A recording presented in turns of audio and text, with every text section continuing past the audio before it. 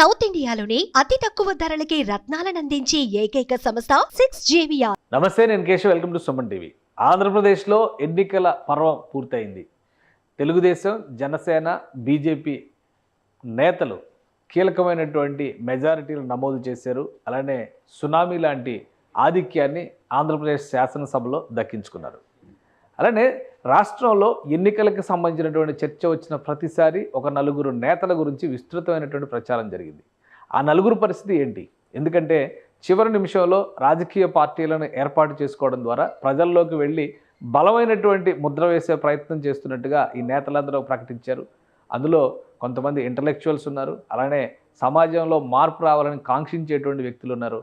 వాళ్ళ పరిస్థితి ఏంటి ఒకసారి పరిశీలిద్దాం. ఆ నలుగురు పేర్లు చూస్తే కనుక మొదటి పేరు జేడి లక్ష్మీనారాయణ. ఆయన పెట్టినటువంటి జై భారత్ నేషనల్ పార్టీ. ఆ పార్టీ పరిస్థితి ఏంటి, ఆ పార్టీ ఎక్కడెక్కడ పోటీ చేసిందనే దానికంటే అసలు ముందు పార్టీ వ్యవస్థాపక అధ్యక్షుడిగా ఉన్నటువంటి జేడి లక్ష్మీనారాయణ గారి పరిస్థితి ఏంటి, ఈ అంశాన్ని విశ్లేషించేటువంటి ప్రయత్నం చేద్దాం. ఓవరాల్గా ఆంధ్రప్రదేశ్లో వచ్చినటువంటి డేటాని ఒకసారి పరిశీలిస్తే కనుక ఎన్నికల్లో ఫైనల్ కన్క్లూజన్ అంటే ఎలక్షన్ కమిషన్ ఇచ్చినటువంటి ఫైనల్ రిపోర్ట్గా మనం దీన్ని చూస్తున్నాము. ఆల్రెడీ అధికారంలోకి వచ్చినటువంటి కూటమి ప్రభుత్వ ఏర్పాటుకు సంబంధించినటువంటి పనుల్లో నిమగ్నమైంది. మొత్తంగా 135 స్థానాల్లో తెలుగుదేశం పార్టీ విజయభేరి మోగిస్తే జనసేన 100% రిజల్ట్తో ముందుకెళ్ళింది. వైఎస్ఆర్సీపీ 11 స్థానాలకు పరిమితమైంది. ఇక బీజేపీ మరో 8 స్థానాలు దక్కించుకుంది. ఇక జై భారత్ నేషనల్ పార్టీ పేరిట రాష్ట్రంలో అనేక నియోజకవర్గాల్లో పోటీ చేసినటువంటి జేడి లక్ష్మీనారాయణ విశాఖ ఉత్తర నియోజకవర్గం నుంచి తన వంతుగా పోటీ చేశారు. పార్టీ తరపున అక్కడ బలమైన పోటీ ఇచ్చేటువంటి ప్రయత్నం చేద్దామనేటువంటి ఆలోచనతో అడుగు వేశారు. అయితే ఉత్తర నియోజకవర్గంలో బీజేపీ అభ్యర్థి విష్ణుకుమార్ రాజు గెలుపొందారు. సో ఈ నేపథ్యంలో ఆ నియోజకవర్గంలో ఉన్నటువంటి పోలింగ్ జరిగినటువంటి విధానంలో ఈయనకి ఎంతవరకు ఓటింగ్ వచ్చింది, ముఖ్యంగా జేడి లక్ష్మీనారాయణ గారు అనగానే సిబిఐ జేడి, ఆయన ఇంటి పేరు వివి లక్ష్మీనారాయణ, కానీ సిబిఐ జేడి అనేదే ఇంటి పేరుగా మారిపోయినటువంటి పరిస్థితి. సమాజంలో మార్పు రావాలనేటువంటి ఆకాంక్షతో, మంచి సుపరిపాలన ప్రజలకు చేరువ కావాలనేటువంటి కాంక్షతో అనేక సెమినార్లు, సదస్సులు ప్రజల్లో ఉండేటువంటి ప్రయత్నం చేశారు. ఇది ఫైనల్గా అక్కడ విశాఖ ఉత్తర నియోజకవర్గ ఓటర్ ఇచ్చినటువంటి జడ్జిమెంట్ ఇది. ఇందులో గెలుపొందినటువంటి నాయకుడు విష్ణుకుమార్ రాజు, భారతీయ జనతా పార్టీ నేత. గతంలో కూడా 2014 ఎన్నికల్లో ఆయన ఇక్కడి నుంచే గెలుపొందారు. ఇప్పుడు మరొకసారి 47,534 ఓట్ల మెజారిటీతో గెలుపొందారు. ఇదే నియోజకవర్గం నుంచి ఇక్కడ పోటీ చేసిన జేడి లక్ష్మీనారాయణ గారి స్థానం ఇది. 4వ స్థానంలో జేడి లక్ష్మీనారాయణ గారు నిలిచారు. ఇక్కడ మనం లెక్కలు చూస్తే కనుక లెక్కల పరంగా జేడి లక్ష్మీనారాయణ గారు సాధించినటువంటి ఓట్లు 5,160 ఓట్లు. అంటే గెలుపొందినటువంటి అభ్యర్థి 1,08,801 ఓటు దక్కించుకుంటే రెండో స్థానంలో ఉన్నటువంటి వైఎస్ఆర్సీపీ అభ్యర్థి కన్నప్పరాజు దక్కించుకున్నటువంటి ఓట్లు 61,247 ఓట్లు. ఇక మూడో స్థానంలో ఉన్నటువంటి ఇండిపెండెంట్ అభ్యర్థి అంటే వడ్డీ శిరీష ఇక్కడ పోటీ చేశారు. 5,311 ఓట్లు దక్కించుకున్నారు. అంటే జేడి లక్ష్మీనారాయణ గారి కంటే కూడా ఆమె ఒక 150 ఓట్లు పైచిలకు ఎక్కువ దక్కించుకున్నటువంటి పరిస్థితి. మూడో స్థానంలో ఉన్నటువంటి వ్యక్తి. 4వ స్థానంలో జేడి లక్ష్మీనారాయణ ఉన్నారు. ఇక జాతీయ పార్టీగా ఉన్నటువంటి కాంగ్రెస్ పార్టీ ఇక్కడ 5వ స్థానానికి పడిపోయినటువంటి పరిస్థితి. 4,252 ఓట్లు దక్కించుకున్నటువంటి పరిస్థితి. ఇది విశాఖ ఉత్తర నియోజకవర్గంలో జేడి లక్ష్మీనారాయణ గారికి వచ్చినటువంటి ప్రజా మద్దతు. ఆయన పెట్టినటువంటి పార్టీ సంబంధించి చూస్తే కనుక జై భారత్ నేషనల్ పార్టీ పరిస్థితి అది. ఇక మరొక కీలకమైనటువంటి నేత, అనేక టీవీ డిబేట్లో తరచూ మనం చూస్తూ ఉంటాం, ఆయన పేరు జడ శ్రవణ్ కుమార్. రాజకీయాల్లో మార్పు కోసం అలానే ప్రభుత్వాలు చేస్తున్నటువంటి హింస, అణిచివేత చర్యలను ప్రతిఘటిస్తూ అనేక సదస్సులు నిర్వహించినటువంటి నాయకుడు. మంగళగిరి నియోజకవర్గం నుంచి ఆయన పోటీ చేశారు. మంగళగిరి నియోజకవర్గంలో ఆయన పరిస్థితి ఏ విధంగా ఉంది, అక్కడ ఉన్నటువంటి పరిస్థితుల్లో ఆయన సాధించుకున్నటువంటి ప్రజల మద్దతు ఏంటి? ఎందుకంటే అక్కడ బలమైనటువంటి పోటీ జరిగింది.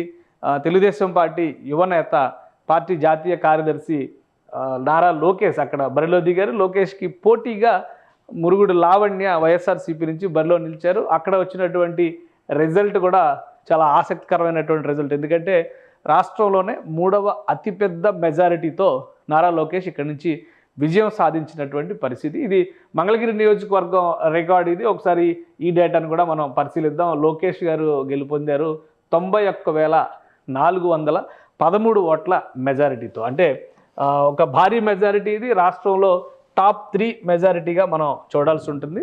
అలానే మొత్తంగా ఆయన దక్కించుకున్నటువంటి ఓట్లు చూస్తే 167,710 ఓట్లు నారా లోకేష్ దక్కించుకున్నారు. ఇక రెండో స్థానంలో నిలిచినటువంటి మురుగుడు లావణ్య దక్కించుకున్నటువంటి ఓట్లు చూస్తే 76,297 ఓట్లు. వైఎస్ఆర్ కాంగ్రెస్ పార్టీ అభ్యర్థిగా ఆమె బరిలో నిలిచారు, రెండో స్థానంలో నిలిచారు. సో నారా లోకేష్కి వచ్చినటువంటి మెజారిటీ 91,000 ఉంటే ఏమో ఓవరాల్గా దక్కించుకున్నటువంటి ఓట్లు 76,000 మాత్రమే ఉన్నాయన్న విషయాన్ని మనం గమనించాల్సి ఉంటుంది. ఇక మూడో స్థానంలో కమ్యూనిస్ట్ పార్టీ అభ్యర్థి మంగళగిరి నియోజకవర్గంలో నిలిచారు జొన్నా శివశంకర్రావు. 2,629 ఓట్లు మాత్రమే ఆయనకు వచ్చినాయి. ఇంకా 4-5 స్థానాలు చూస్తే నవతరం పార్టీ 4వ స్థానం, బహుజన సమాజ్ పార్టీ 5వ స్థానం, ఇంకా ఇండిపెండెంట్లు ఇంకొక ఇద్దరు 5-6-7 స్థానాల్లో ఉన్నారు. మొత్తానికి 8వ స్థానంలో జడ శ్రవణ్ కుమార్ పెట్టినటువంటి జై భీమ్రావు భారత్ పార్టీ అనేటువంటి పేరుతో ఆయన పోటీ చేశారు. చాలామందికి గుర్తుండే ఉంటుంది, అనేక టీవీ డిబేట్లో శ్రవణ్ కుమార్ ప్రముఖ అడ్వకేట్గా కూడా ఆయనకి హైకోర్టు అడ్వకేట్గా అక్కడ పేరుంది. అలానే జగన్మోహన్ రెడ్డి ప్రభుత్వం పైన ఏకోన్ముఖంగా పోరాడినటువంటి అనేక మందిలో ఈయన కూడా ఒకరు. అయితే తెలుగుదేశం పార్టీకి అండగా ఈయన ఉన్నారనేటువంటి ప్రచారం చాలా కాలం జరిగింది. అనూహ్యంగా ఆయన సొంత పార్టీ పెట్టుకోవడం ద్వారా బరిలో నిలిచారు. ఈయన దక్కించుకున్నటువంటి ఓట్లు కేవలం 416 ఓట్లు మాత్రమే. సో టీవీ డిబేట్లో ఒక ఇంటలెక్చువల్గా చూసేటువంటి వ్యక్తి రాజకీయ పార్టీ పెట్టి సమాజంలో మార్పు కోరాలనేటువంటి ప్రయత్నాలు చేస్తున్నటువంటి తరుణంలో ప్రజలు ఇచ్చినటువంటి రిజల్ట్గా మనం దీన్ని చూడాల్సి ఉంటుంది. కానీ ఒక ప్రయత్నం చేయడంలో తప్పు లేదు, అసలు ప్రయత్నానికి దూరంగా ఉండడమే అన్నిటికీ మించినటువంటి తప్పుగా మనం పరిగణించాల్సి ఉంటుంది. ఇది జేడి లక్ష్మీనారాయణ గారికి వచ్చినటువంటిది, అలానే జడ శ్రవణ్ కుమార్ గారికి వచ్చినటువంటి ఓటర్స్ మద్దతు ఇది.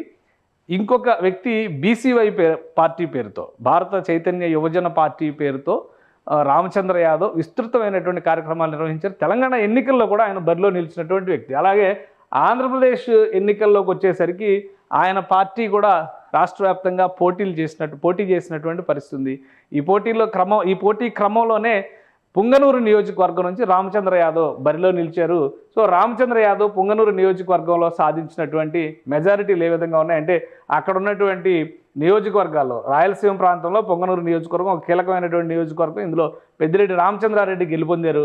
పెద్దిరెడ్డి రామచంద్రారెడ్డి వైఎస్ఆర్సీపీ నేత. సో వైఎస్ఆర్సీపీ గెలుచుకున్నటువంటి స్థానాల్లో పొంగనూరు ఒకటి.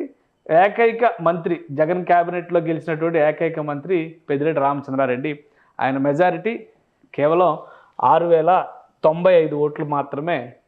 కానీ 1,773 ఓట్లు పెద్దిరెడ్డి రామచంద్రారెడ్డి దక్కించుకున్నారు, వైఎస్ఆర్ కాంగ్రెస్ పార్టీ నేత. అంటే చల్లా రామచంద్రారెడ్డి తెలుగుదేశం పార్టీ నాయకుడిగా పోటీ చేశారు, 94,698 ఓట్లు దక్కించుకున్నారు. కానీ ఆయన ఓటమి పాలైనటువంటి పరిస్థితి. రాష్ట్ర వ్యాప్తంగా ఒక సునామీ లాంటి పరిస్థితి ఉన్నప్పటికీ కూడా ఓటమి పాలయ్యారు తెలుగుదేశం పార్టీ అభ్యర్థి ఇక్కడ కేవలం 6,095 ఓట్ల తేడాతో. సో అదే క్రమంలో ఇక్కడ ఉన్నటువంటి ఇండిపెండెంట్ల ఓటు, అంటే బీసీవై పార్టీగా చెప్పినటువంటి భారత చైతన్య యువజన పార్టీ పేరుతో బోడే రామచంద్ర యాదవ్ ఇక్కడ నుంచి పోటీ చేశారు. ఈయన మొత్తంగా దక్కించుకున్నటువంటి ఓట్లు 4,559 ఓట్లు. సో ఇక్కడ ఒక 2 చీలికలు కనిపిస్తున్నాయి. లెక్క ప్రకారం చూస్తే మరొక కాంగ్రెస్ పార్టీ నాయకుడు మురళీమోహన్ యాదవ్ 3,500 ఓట్లు చీల్చారు. అలానే సోషలిస్ట్ డెమోక్రటిక్ పార్టీ 1,900 ఓట్లు చీల్చినటువంటి పరిస్థితి. సో ఇవన్నీ కలుపుకున్నా కానీ తెలుగుదేశం పార్టీ ఇక్కడ విజయం సాధించేటువంటి దాఖలాలు కనిపించకపోవచ్చు. కానీ ఒక బలమైనటువంటి పోటీ, ఒక రకంగా మెజారిటీని తగ్గించి స్వల్పమైనటువంటి మార్జిన్ మాత్రమే ఉండేది కాబట్టి ఏం జరుగుతుంది అనేది అది వేరే విషయం. కానీ బోడి రామచంద్ర యాదవ్ మాత్రం రాష్ట్ర వ్యాప్తంగా విస్తృత పర్యటన చేశారు. అనేక ప్రాంతాల్లో ఆయన పార్టీకి సంబంధించినటువంటి అభ్యర్థుల్ని బరిలో నిలిపేటువంటి ప్రయత్నం చేశారు. బీసీవై పార్టీ ఒక ఆంధ్రప్రదేశ్లోనే కాదు తెలంగాణలోనూ పోటీ చేసినట్టు తెలంగాణ ఎన్నికల్లోనూ అభ్యర్థులను బరిలో నిలిపారు. అలాంటి వ్యక్తి 3వ స్థానంలో కేవలం 4,559 ఓట్లు మాత్రమే దక్కించుకున్నటువంటి పరిస్థితి. మనం చెప్పినటువంటి ఆ నలుగురు కాన్సెప్ట్లో 3వ నాయకుడు రామచంద్ర యాదవ్. సో ఆయనకు వచ్చినటువంటి ప్రజల మద్దతు ఆ విధంగా ఉంది. ఇక మరొక కీలకమైనటువంటి నాయకుడు, మనం చూడాల్సినటువంటి నాయకుడు, ఆంధ్రప్రదేశ్ రాజకీయాల్లో కానీ తెలంగాణ రాజకీయాల్లో కానీ ఎన్నికల ప్రస్తావన వచ్చిన ప్రతిసారి వినిపించేటువంటి పేరు కేఏ పాల్. ఆయన పెట్టినటువంటి ప్రజాశాంతి పార్టీ పేరుతో అనేక ప్రయోగాలు చేశారు. 2014 ఎలక్షన్స్లో అది మొదటి సందర్భం కాబట్టి వైఎస్ఆర్సీపీ జెండా రంగులను పోలినటువంటి జెండాలను ఉపయోగించడం అనేది విస్తృతమైనటువంటి చర్చకు దారితీసింది. అక్కడెక్కడ కూడా ఆయన పెద్దగా పర్ఫార్మెన్స్ చూపించినటువంటి పరిస్థితి లేదు. అయితే ఈసారి ప్రజాశాంతి పార్టీ అభ్యర్థిగా ఆయన చేసినటువంటి పోటీ, అంటే ప్రధానంగా రాష్ట్రంలో ఎంపీ స్థానానికి పోటీ చేసేటువంటి ప్రయత్నం చేశారు. అదే క్రమంలో విశాఖ నియోజకవర్గం నుంచి ఆయన బరిలోకి నిలిచారు. విశాఖ నియోజకవర్గంలో ఉన్నటువంటి పోటీల పరంగా చూస్తే అంటే అక్కడ గెలుపొందినటువంటి అభ్యర్థి తెలుగుదేశం పార్టీ అభ్యర్థి శ్రీభరత్ అక్కడ గెలుపొందారు.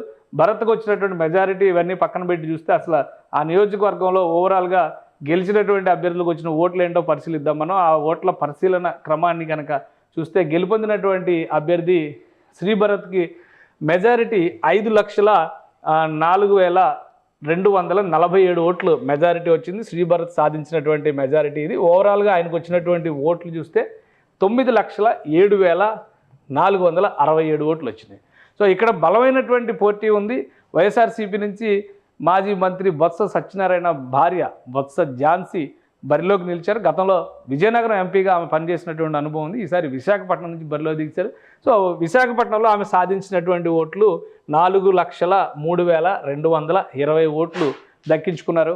సో ఈ ఓట్ల వేరియేషన్ చూస్తే కనుక మెజారిటీ విషయంలో 5 లక్షల పైచిలకు ఓట్లు భారీ మెజారిటీతో శ్రీభరత్ తెలుగుదేశం పార్టీ అభ్యర్థి విశాఖ ఎంపీగా గెలుపొందారు. ఇక కాంగ్రెస్ పార్టీ కూడా ఇక్కడ అభ్యర్థిని బరిలో నిలిపింది. సత్యారెడ్డి తెలుగు పార్టీ పేరుతో బహుశా తెలుగు పార్టీ తెలుగు శక్తి పార్టీ అలా ఒక పార్టీ పెట్టి కూడా ఆయన ప్రయత్నించారు. తర్వాత కాంగ్రెస్ పార్టీ అభ్యర్థిగా ఇక్కడ బరిలో నిలిచారు. 30,000 ఓట్లు ఈయన దక్కించుకున్నారు.